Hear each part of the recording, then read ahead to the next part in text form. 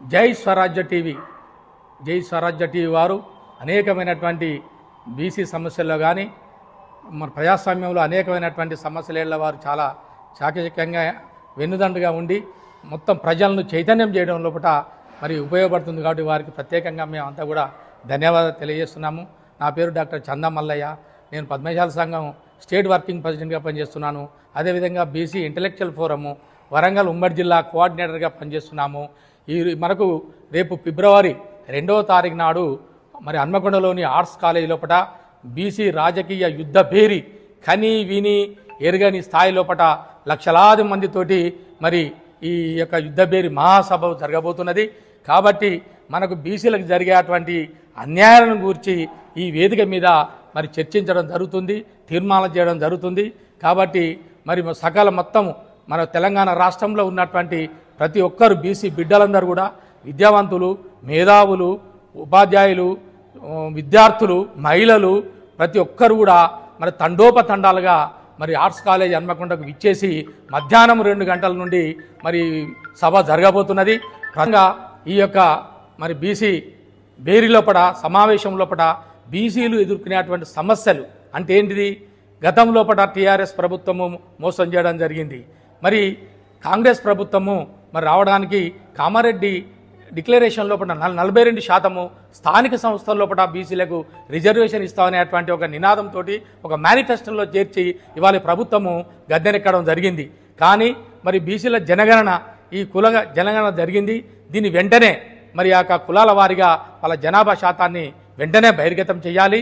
దాని ప్రకారంగా మనకు కావాల్సినటువంటి రిజర్వేషన్ను జనాభా దామాష ప్రకారంగా బీసీలందరికీ స్థానిక సంస్థల్లో కానీ, చట్టసభల్లో కానీ, ఉద్యోగ రంగంలో కానీ, విద్యార్థి రంగంలో కానీ మరి అన్నిట్లో కూడా మరి కలిగించి వారికి చట్టబద్ధత అయినటువంటి హోదాను కల్పించాలనేటువంటి ఒకటో డిమాండు. అదేవిధంగా 5-6% ఉన్నటువంటి అగ్రవర్ణాలకు 10% ఇస్తున్నారు. ఎంత అన్యాయం చెప్పండి. ఈడబ్ల్యూసీ అనేటువంటి రిజర్వేషన్ను క్షణాలలో వేదిక మీద తీసుకొచ్చి కేంద్ర ప్రభుత్వం వాళ్ళు ఇవాళ బీసీల మీద ఒక మెడ కత్తిలాగా చేసుకొస్తున్నారు. మరి బీసీ విద్యార్థులందరూ నష్టపోతున్నారు, ఉద్యోగ రంగంలో నష్టపోతున్నారు. కాబట్టి వెంటనే ఈ 10% రిజర్వేషన్ను మరి వెంటనే దీన్ని రద్దు చేసుకోవాలి. అదేవిధంగా జీవో నెంబరు 29ను కూడా వెంటనే కూడా రద్దు చేసి లేదా సవరించాలి. అదేవిధంగా మరి చట్టసభల లోపల మాకున్నటువంటి జనాభా ప్రాతిపదికగా బీసీలు దాదాపుగా 60% పైగా ఉన్నారు. కాబట్టి ప్రతి దాంట్లో కూడా మనకు 60% పైగా ఇవ్వాలనేటువంటిది ప్రధానంగా చేస్తున్నాము.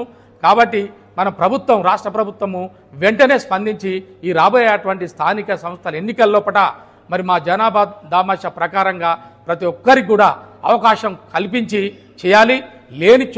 లేని ఎడల ఇవాళ బీసీలందరూ కూడా ఒకటవుతున్నారు.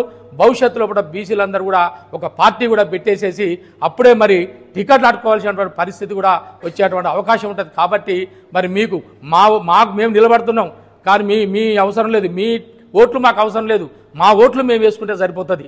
బీసీలందరూ బిడ్డలు ఎక్కడ ఉన్నా కూడా బీసీ బిడ్డ నిలబడ్డప్పుడు కంపల్సరిగా మన వాళ్లకు బీసీలకు ఎక్కడైనా ఏ స్థాయిలో నిలబడ్డా కూడా మన ఓటును మనం వేసుకుంటే సరిపోతుంది, మనమే గెలిచేటువంటి అవకాశం ఉంటుంది. కాబట్టి మరి ప్రభుత్వం ఇప్పటికైనా కూడా దిగివచ్చి మరి న్యాయం చేయాలని అనేది మరొకసారి కోరుకుంటున్నాము.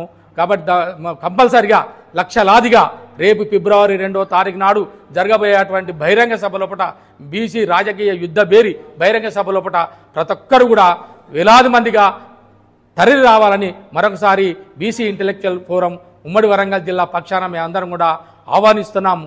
జై బీసీ, జై జై బీసీ.